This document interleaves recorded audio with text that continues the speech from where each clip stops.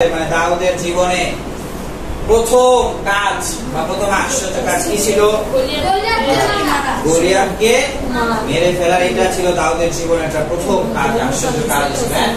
ওই সময় কি হচ্ছিল? সবাই লোকেরা ওই গলিয়াতের বিষয় শুনে সবাই ভয় পাচ্ছে। এমনকি যারা একটু মানে পণ্ডিত ব্যক্তি, মানে যুদ্ধের দিক থেকে খুব ভালো যুদ্ধ করে বা যুদ্ধের অগ্রগামী থাকে বা যুদ্ধের সময় সবসময় সামনে থাকে বা যুদ্ধকে লিড দেয়, অনেক ধরনের সেনাপতিও আছে, সহস্র বা হাজার জনের ভিতরে একজন নেতা বা 100 জনের ভিতরে একজন নেতা, ওই রকম লোকেরাও কি গলিয়াতকে দেখে ভয় পেয়ে গেছে। লেখা আছে কিন্তু ইসরায়েলের সমস্ত লোক, সমস্ত মানে ইসরায়েল পুরা গোটা বা পুরা দেশটাই ভয় পাচ্ছিল। ওই সমস্ত লোক সেই ব্যক্তিকে অর্থাৎ ওই গলিয়াতকে দেখে তার সম্মুখ থেকে পালিয়ে গেল, ভয় পেয়েছে এবং সবাই দৌড়, যা আছে ব্যাগ গাঁটি মাটি যা আছে সব নিয়ে বা অথবা অনেকে মনে গাঁটি মাটি ফালাই দিয়ে তো তারা ভীষণ ভয় পেয়েছিল। একসাথে পাঠ করি, ভীষণ ভয় পেয়েছিল। একেবারে সবাই ভয় পেয়ে এখন কি চলে যাচ্ছে। কাকে দেখে? গলিয়াত। কেন গলিয়াতকে দেখে ভয় পাইলো? অনেক লম্বা, অনেক লম্বা, আর কি ছিল? শক্তিশালী। তখন কি যুদ্ধ শুরু হয়েছে কিনা যে শক্তিশালী বোঝা যাবে? কিন্তু লোকেরা কি দেখতে পেল? গলিয়াতের উচ্চতা দেখেছে এবং গলিয়াত যেসব জিনিসপত্র করেছিল, হাতে কি ছিল? তরোয়াল ছিল, খড়গ ছিল এবং তার যে ড্রেসার, অর্থাৎ যুদ্ধের সময় অনেক ধরনের লোহা বা ব্রোঞ্জের, ব্রোঞ্জ মানে পিতল বলা যায়, ওরকম ব্রোঞ্জের বিভিন্ন ধরনের পোশাক দেখে এবং তার কণ্ঠস্বর মনে শুনেছে। কারণ কি? ওই চিৎকার করে বলতেছে কি, আসো তোমরা, আসো আমার সাথে যুদ্ধ করো একজন, আর আমিও কলেজদের মধ্যে যুদ্ধ করে। লম্বা মানুষ তো একেবারে গলা মানে মাইকের মতো। ওই সব শুনে এবং কি কি দেখলো, ওই সব দেখে তাদের অবস্থা একেবারে কাঁপাকাঁপি হয়ে গেছে। কি কি ছিল? প্রথম সময় 17-4 থেকে 7 পদে তার নাম ছিল গলিয়াত। এই ব্যক্তির নাম গলিয়াত। তার অবস্থা কি ছিল? সে 6.5 হাত লম্বা। 6.5 হাত মানে বুঝি কিনা? আমার কেউ ছাড়া যাবে, বাড়ি খাইতে পারে। যাই হোক, ওরকম লম্বা ছিল। এবং তার মাথায় ছিল ব্রোঞ্জের শিরস্ত্রাণ। ব্রোঞ্জের শিরস্ত্রাণ হচ্ছে মাথায় হেলমেটের যেটা বলা হয়, এই ব্রোঞ্জের শিরস্ত্রাণ। এবং সে আঁশের মতো বর্ণের সজ্জিত ছিল। আঁশ মানে বুঝি কিনা? মাছের আঁশটা আছে না, এরকম বলে, যেরকম দেখতে ওই রকম তার দেহে পোশাক ছিল, আঁশটার মতো। ওই ব্রোঞ্জের সব ছিল। এবং অবস্থা কি ছিল? সে আঁশের মধ্যে বর্ণের সজ্জিত এবং বর্ম ব্রোঞ্জের। তার পরিমাণ 5000 শিকল, অর্থাৎ এত মানে পরিপাট, মানে ব্রোঞ্জ দিয়ে তার শরীর ঢাকা, যে কোনো তীর এসেও লাগতে পারবে না, এরকম অবস্থা।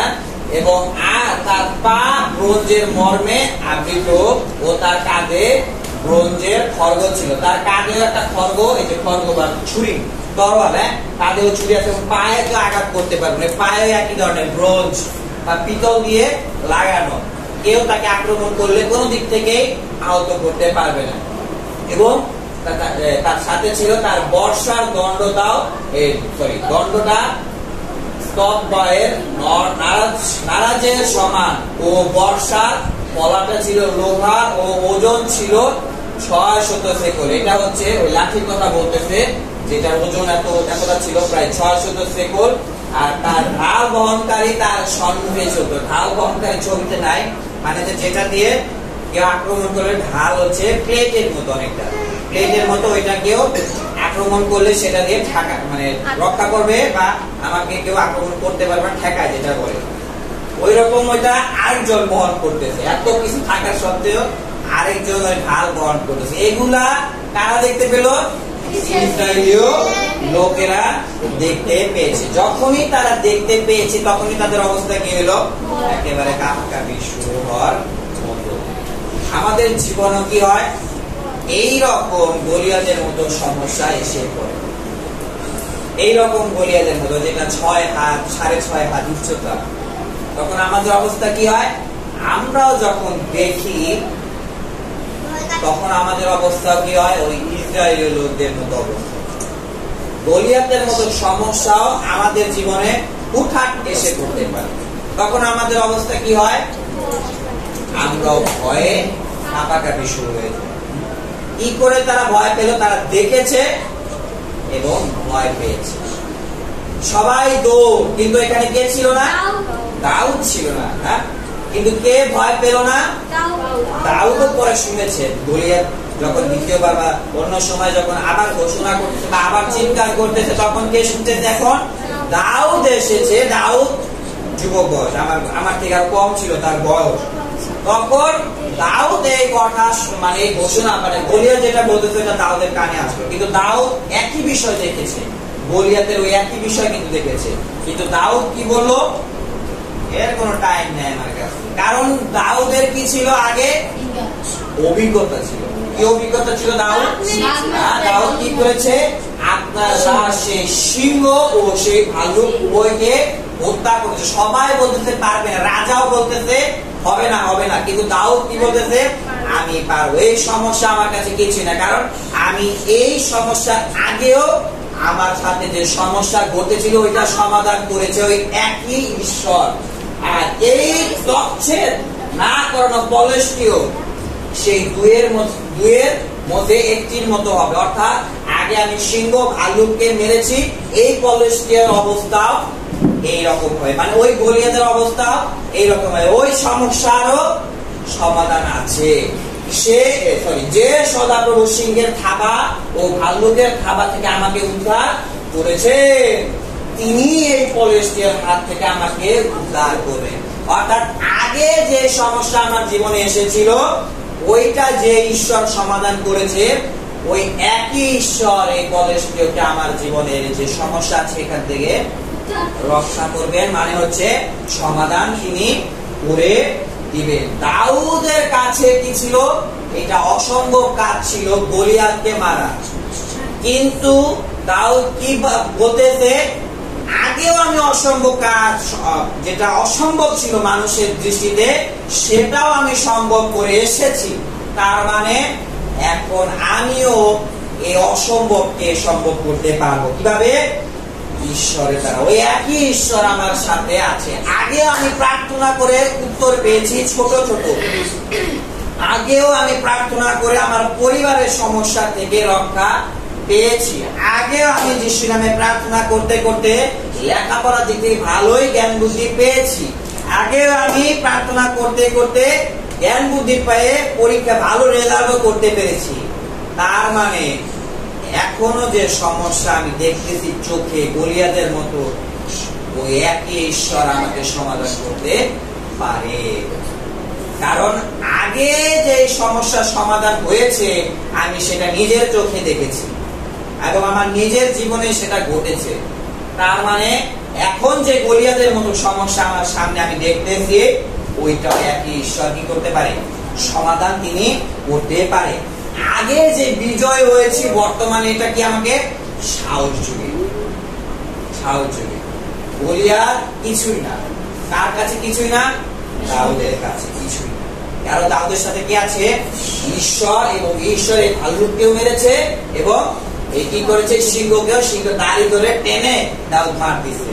কোন সম্ভব? এটা অসম্ভব কাজ, কিন্তু দাউদ পেরেছে।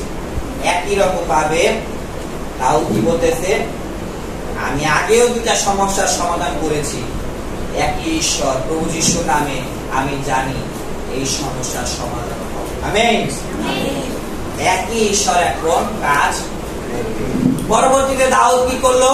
দাউদ সামনে গেল যুদ্ধ করার জন্য। না, আমি জানি আমার ঈশ্বর আমাকে ব্যবহার করবে। দাউদ কিন্তু থেমে থাকেনি।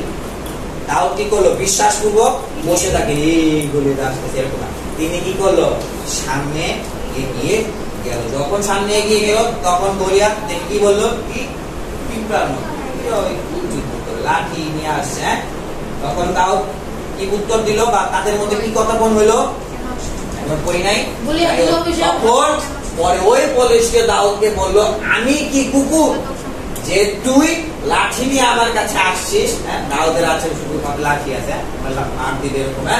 আর সেই পলেষ্টীয় তার দেবতাদের নামে নাম নিয়ে দাউদকে অভিশাপ দিল। কার নামে অভিশাপ দিচ্ছে গলিয়াত?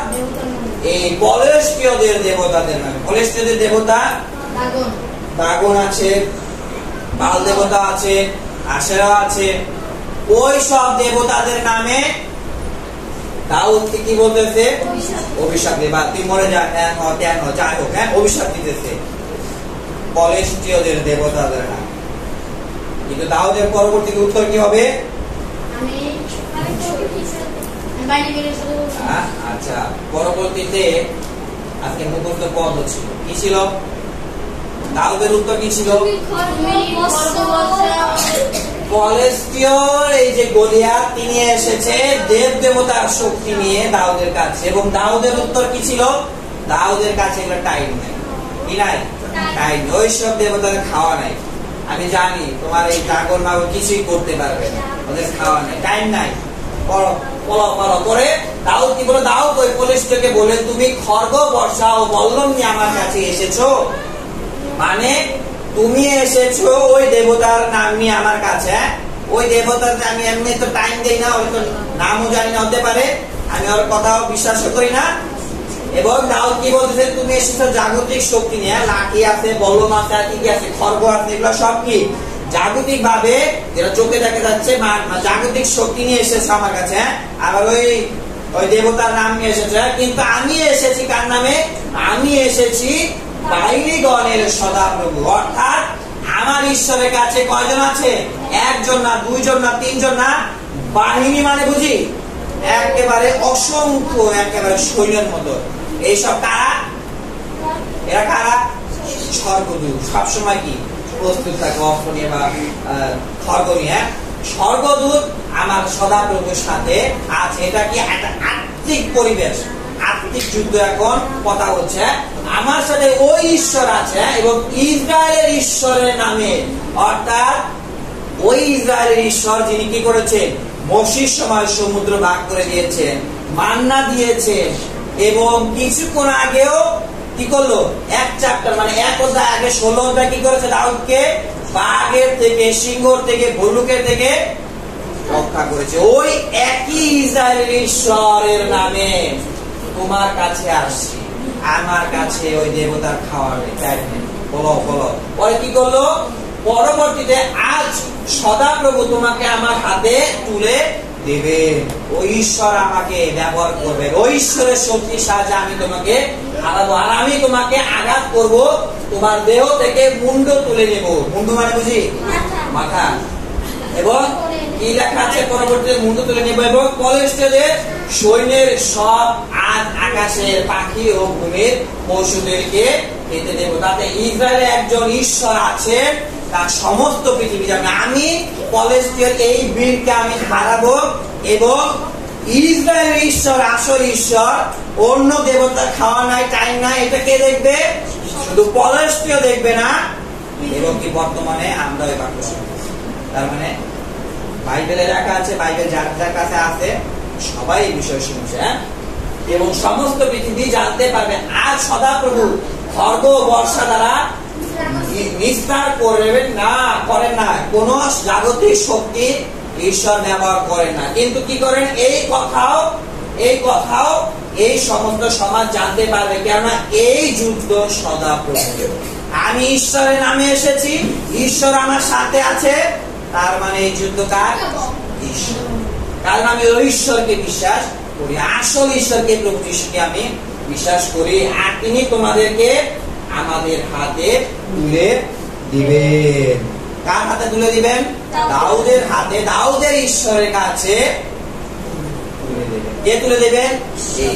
আসল ঈশ্বর সদাপ্রভু তুলে দেবেন। দাউদ কি বললো? আমি ঈশ্বরের নামে এসেছি। আর ওদিকে কে বললো? ফলিস্তীয়, আমি দেবতাদের, ফলিস্তীয়দের দেবতাদের নামে এসেছি। কিন্তু ফলিস্তীয়দের নামে ওই যে ছিল ফলিস্তীয় যে লোক গলিয়াত, সে একবার মাত্র বললো আমি দেবগণের নামে এসেছি। কিন্তু এখানে দাউদ কয়বার বললো? আন্ডারলাইন করা আছে, উনি কয়বার?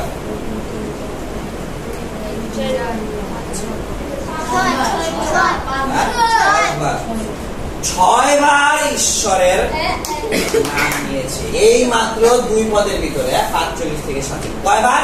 6 বার ঈশ্বরের নাম তিনি নিয়েছে। কারণ কি? তাও জানতেও কি ঈশ্বর যদি আমার সাথে থাকে, ঈশ্বর যদি আমাকে সাহায্য করে, তাহলে গলিয়াত যদি টাইম নেয়। তাই তিনি কি বারবার ঈশ্বরের সাহায্যের জন্য বারবার নিজের কথায় কি ঈশ্বরের সাহায্য আমার দরকার, আমাকে ঈশ্বর সাহায্য করবে, আমি ঈশ্বরের দিকে তাকাচ্ছি, এরকম নিজে কি করলো মুখের কথা দ্বারা সেই কথা প্রকাশ তিনি করলেন। কে প্রকাশ করলেন? কে প্রকাশ করলেন? দাউদ প্রকাশ করতেছে। দাউদ প্রকাশ করতেছে। কারণ কি? তার ভিতরে এত সাহস কোথা থেকে আসলো? অন্যদিকে সবার অবস্থা কাঁপাকাঁপি লাগে গেছে, কিন্তু দাউদ সবার সামনে এসে, গলিয়াতের সামনে এসে চেহারা তাকাই গেছে, চেহারা দিয়ে। কেন এত সাহস কোথা থেকে পেল? কারণ এর আগের অধ্যায় কি হলো? দাউদকে অভিষেক করা হয়েছে। কি অভিষেক করা হয়েছে? তেলের দ্বারা। কি তেল? যে কোনো তেল হতে পারে। ওই সময় আসলে অলিভ অয়েল যেটা বা জলপাই বৃক্ষের তেল ব্যবহার করা হতো। যাই হোক, ওই তেল কে ঢেলে দিতেছে? শমূয়েল বাওয়াবাদী। কি হিসেবে তেল ঢেলে দিচ্ছে? কারণ দাউদ কি হবে? রাজা হবে। রাজা হওয়ার জন্য এই প্রতীক হিসেবে কি তেল নিল? তেল ঢেলে দিল। তার মানে দাউদ কিন্তু এখন রাজা হয় নাই। তার মানে ঈশ্বরের পরিকল্পনা আছে কি রাজা দাউদ হবে। রাজা তার মানে এখনো দাউদ হয় নাই, তার মানে কেউ তাকে মারতে পারবে না। ঈশ্বরের পরিকল্পনাতে কি লেখা আছে? দাউদ রাজা হবে। কিন্তু এখন দাউদ কোথায় আছে? যুদ্ধে আছে ফিলিস্তিয়দের সামনে বা ওই গলিয়াতের সামনে। রাজা এখনো হয় নাই, এখনো মাথায় কি করে নাই? মুকুট উঠে নাই। তার মানে সে মারা যাবে না। এইরকম বিশ্বাস কার অন্তরে ছিল? দাউদের অন্তরে। এবং পরবর্তীতে কি লেখা আছে? তাকে অভিষেক করলো এবং সেদিন থেকে সদাপ্রভুর আত্মা দাউদের উপরে আসলো। ঈশ্বরের আত্মা তখন দাউদের অন্তরে কাজ করা শুরু করলো। আমরা যখন প্রভু যিশুকে বিশ্বাস করি তখন কি হয়? ঈশ্বরের আত্মা আমাদের মধ্যে কাজ করা শুরু করে। ঈশ্বরের পরিকল্পনা কি ছিল? রাজা হবে দাউদ। তার মানে রাজা তো দাউদ হবে। যতক্ষণ না রাজা দাউদ হবে ততক্ষণ দাউদের কোনো কিছু একটা ফুলের টোক্কাও লাগবে না। ঠিক তেমনি ভাবে আমরাও মন্ডলীতে এসেছি, এখানে অনেক লোকের আছে, জসিম করিম অনেক আছে, কিন্তু কি ঈশ্বরের পরিকল্পনা কি ছিল? আমরা মন্ডলীতে আসবো, আমরা ঈশ্বরের বাক্য শুনবো। আজকে বুধবার বা বৃহস্পতিবার এবং শুক্রবার, শনিবার, রবিবার আমরা প্রতিনিয়ত মন্ডলীতে আসবো। এটা কার পরিকল্পনা ছিল? ঈশ্বরের পরিকল্পনা আগে থেকেই ছিল। এবং পরবর্তীতে কই যাব? তার মানে ঈশ্বর যেহেতু পরিকল্পনা করেছে, তাই বাধা যতই আসুক, সমস্যা যতই আসুক, ঈশ্বরের পরিকল্পনা সেটা বাস্তবায়ন হবে। আমেন। ঈশ্বর যদি পরিকল্পনা করে থাকে না, ও ভালো লেখাপড়া করবে, মন্ডলীতে এসে বাক্য শুনতে শুনতে ভালোই লেখাপড়া করবে, তার মানে ঈশ্বরের পরিকল্পনা সেটা বাস্তবায়িত হবে। ঈশ্বরের পরিকল্পনা যদি থাকে যে ওর পরিবার বিশ্বাসের মধ্যে যিশু নামে প্রার্থনা করতে করতে পরিবারের সমস্যা সমাধান হয়ে যাবে, তার মানে সেটা অবশ্যই সেটা হবে পরিকল্পনা। এবং যিশুকে যেহেতু বিশ্বাস করেছে, তার মানে আমি ওর সাথে সাথে আছি। কারণ আমাদের আমরা কোন ঈশ্বরকে বিশ্বাস করি? অদৃশ্য ঈশ্বর। এবং এই ঈশ্বর আমার সাথে থাকে, তার নাম হচ্ছে ইম্মানুয়েল, ঈশ্বর যিনি সর্বসময় আমার সাথে আছে, সর্বসময়। এবং পরবর্তীতে আরো বাইবেলের ঘটনা আছে যেখানে ঈশ্বর স্বয়ং, ঈশ্বরের আত্মা তার মধ্যে যখন কাজ করলো, তিনি সবকিছু একেবারে আরেকটা সিংহ একেবারে ছিঁড়ে ফেলো। শিখে সিমসন। কোন সিমসন? বাইবেলের সিমসন। এবং একটি যুব সিংহ সিমসনের সম্মুখে এসে গর্জন মানে বুঝি সিংহ ডাক দিতে যেরকম গর্জন করে উঠলো। তখন সদাপ্রভুর আত্মা, তখন কি আসলো? ঈশ্বরের আত্মা সিমসনের অন্তরে আসলো এবং সদাপ্রভুর আত্মা তার উপরে সবলে আসলেন। তাকে তার হাতে কিছুই না থাকলেও, এই সিমসনের হাতে কিছুই না, কিন্তু তিনি ছাগলের বাচ্চা, দেখছি ছাগলের বাচ্চা এরকম বা বিড়ালের বাচ্চা হইতে পারে ওরকম, ওই রকম ধরে ছিঁড়া কোনো ব্যাপার একেবারে পানির মতো সব। ওই রকম কে ছিঁড়ে ফেলতেছে?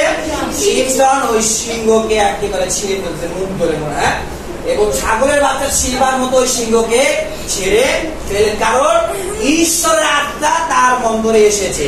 সে আত্মিক ভাবে শক্তি প্রাপ্ত এবং জাগতিক ভাবেও মাঝে মধ্যে কাজে শক্তি প্রকাশ করে। ঈশ্বরের আত্মা যখন আমার মধ্যে কাজ করে তখন আমিও কি সাহসী হয়ে যাই, বলবান হয়ে যাই। ঈশ্বরের আত্মা যখন আমার মধ্যে আসে তখন আমি আরো কি করতে চাই? পরিশ্রম করতে চাই, আমি আরো লেখাপড়া করতে চাই। ঈশ্বরের আত্মা যখন আমার অন্তরে কাজ করে তখন আমিও বাবা মার বাধ্য হতে চাই।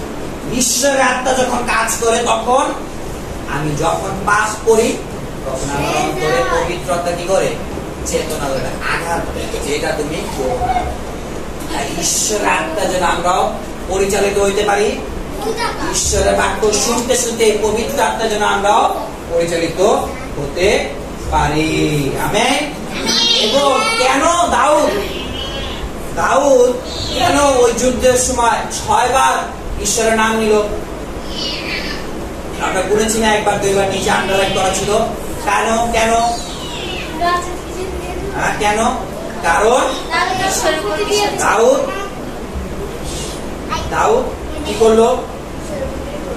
ঈশ্বরের উপরে নির্ভর করতেছে, তার মুখের কথা দ্বারা সেটা প্রকাশ হলো। কার কথা দ্বারা? দাউদ ঈশ্বরের উপরে নির্ভর করতেছে। ওই কলেজটির সামনে, সমস্যার সামনে দাঁড়িয়ে আমার ঈশ্বর আছে, আমার ঈশ্বর জীবন্ত।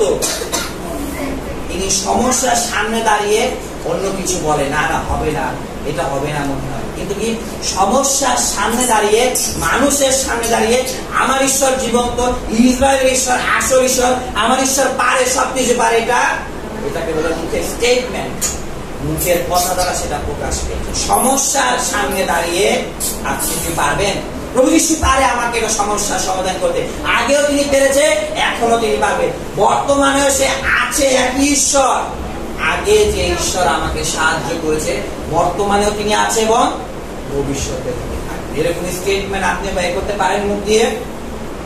পুরাতন নিয়মে একজন রাজা ছিল, সে রাজা যুদ্ধে গেল এবং এত লোকেরা তাকে ঘেরাও করার মতো, তার আর কোনো উপায় নেই। তখন তিনি কি করলেন?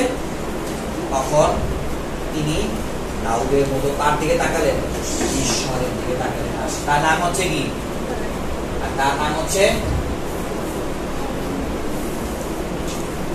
পর্দা করে বুঝে কিনা দেখি, হে আমাদের ঈশ্বর, তুমি কি ওদের বিচার করবে না? আমাদের বিরুদ্ধে ওই যে বড় বড় দল আসতেছে, তাদের সামনে কি আসতেছে? শত্রুপক্ষেরা আসতেছে, বলল হতে পারে ওই সময় অনেক ধরনের অস্ত্র টস্ত্র, ওই সব নিয়ে গোলা বারুদ টারুদ সব নিয়ে, কামান টামান যা যা ছিল সব নিয়ে আসতেছে ওই রাজা দেখতেছে। তখন কি ওদের বিরুদ্ধে আমাদের তো নিজেদের কোনো সামর্থ্য নেই, আমাদের কোনো কিছুই নাই, তখন কি করতে হবে তাও আমরা জানি না। এমন সমস্যার মধ্যে এসেছি, আমি জানি না কি করতে হবে, এমন সমস্যার সম্মুখে আমার পরিবার অবস্থা, আমি জানি না কি করতে হবে। তখন রাজা কি করলো? রাজার নাম কি? জিওশাফাত। সত্যি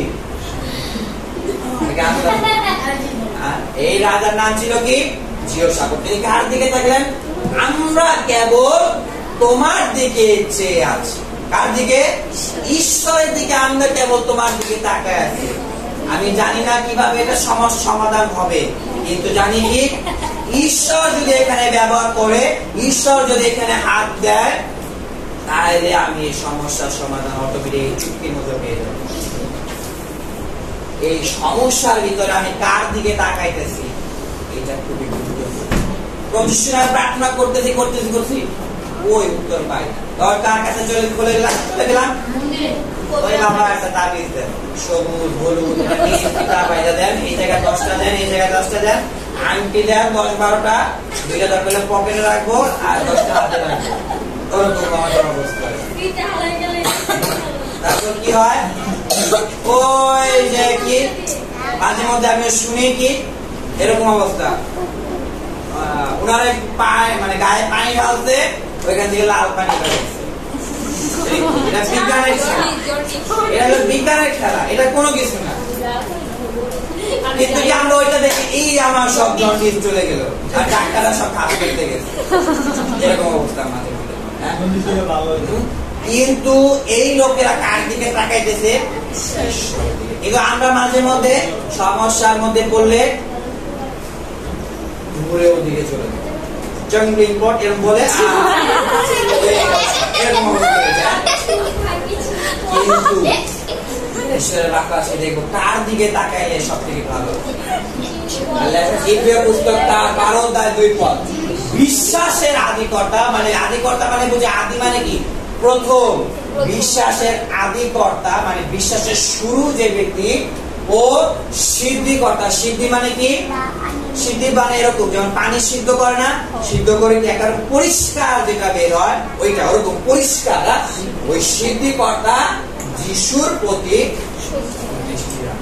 কার প্রতি? যিশুর প্রতি। আমার সমস্যা আছে, আমি যেন যিশুর দিকে তাকিয়ে থাকি।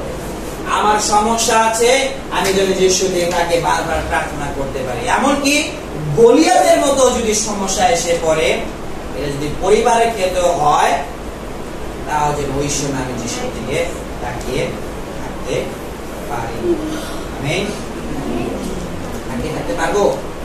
এবং পরবর্তীতে কি হলো, যে রাজা দাউদ এখন যে যুদ্ধে ছিল, কি করলো তিনি? পরে দাউদ তার ঝুড়ি থেকে একখানি পাথর বের করলো এবং ফিঙ্গাতে পাক দিয়ে পলসকে দিয়ে কপালে আঘাত করলো। ওই গলিয়াতের ঠিক মাঝখানে গিয়ে রাখলো। সেই পরবর্তীতে কি হলো, মাঝখানে আঘাত পেয়ার সাথে সাথে সে পড়ে গেল। হ্যাঁ, সেই পাথরখানি তার কপালে বসে গেল, একেবারে বসে গেছে এবং তাতে সে ভূমিতে অধোমুখ হয়ে পড়ল। মানে সেই যে গলিয়াত অর্থাৎ যে সমস্যা ছিল, সেই সমস্যা পড়ে গেছে। আর একটাই মাত্র কি ছিল কাজ, যখন সে দাউদ প্রকাশ করলো কি আমি ঈশ্বরের নামে তোমার কাছে এসেছি, আমি আসল ঈশ্বরের নামে তোমার কাছে এসেছি। যখন দাউদ দেখতে পেল কি এই সমস্যা পড়ে গেছে, তখন কি করলো? তিনি দৌড় দিয়ে ওই সমস্যাকে একেবারে চিরন্তন ভাবে সমাধান তিনি করে দিল। কিভাবে? একেবারে তার মুন্ডু। আমাদের জীবনে আমরা কি সমস্যা দেখে যেন ভয় না, এমন এমন সমস্যা আসবে যেটা অন্যরা ভয়ে চলে যায়, কিন্তু আমি জানি কি যিশু নামে সমস্ত সমস্যার উত্তর পাওয়া যায়, সমাধান পাওয়া যায়। তাই ভয় না পেয়ে যিশুর দিকে তাকিয়ে, ঈশ্বরের দিকে তাকিয়ে, পুত্র ঈশ্বরের দিকে তাকিয়ে বারবার কি ওই সমস্যা নিয়ে প্রার্থনা করে। সমস্যার সামনে যেন কি বলতে পারি, আমার ঈশ্বর জীবন্ত, আমার ঈশ্বর এটা পারে, আগেও আমি উত্তর পেয়েছি, এখনো পাবো, ভবিষ্যতেও পাবো। আমিন। তাই আমরা যেন সমস্যার সময় টিকে থাকতে পারি। প্রার্থনা যায়, আজকে বাক্য অনুসারে প্রার্থনা করি। জীবন্ত জীবন্ত প্রেমময় পিতা, তোমার ধন্যবাদ করি আজকে বাক্যের জন্য। পিতা, তোমার কাছে আরেকটিবার নত হয়ে আমরা তোমার দিকে তাকাইতেছি, কেন আমাদের জীবনে এমন এমন সমস্যা এসে পড়ে মাঝে মধ্যে যেটা সমাধান করা কোনোভাবে সম্ভব নয়, কিন্তু যখন আমরা তোমার দিকে তাকাই, সমস্যার মধ্যে যখন বলি এটা ঈশ্বরের কাছে সম্ভব, আমার ঈশ্বর আসল ঈশ্বর, আমি প্রভু যিশুকে বিশ্বাসের মধ্যে দ্বারা এই উত্তর পাবই, তখন তো তুমি আশ্চর্যভাবে কাজ করতে শুরু। তাই এই সমস্যার সম্মুখীন হলেও যেন তোমার দিকে তাকাইতে, আসল ঈশ্বরের দিকে তাকাইতে, প্রভু যিশুর দিকে যেন তাকাইতে পারি, তুমি সেইভাবে আমাদেরকেও পরিচালনা করো। তোমার নামে ধন্যবাদ করি এই সকল প্রার্থনা প্রভু যিশু তোমার নামে চাই।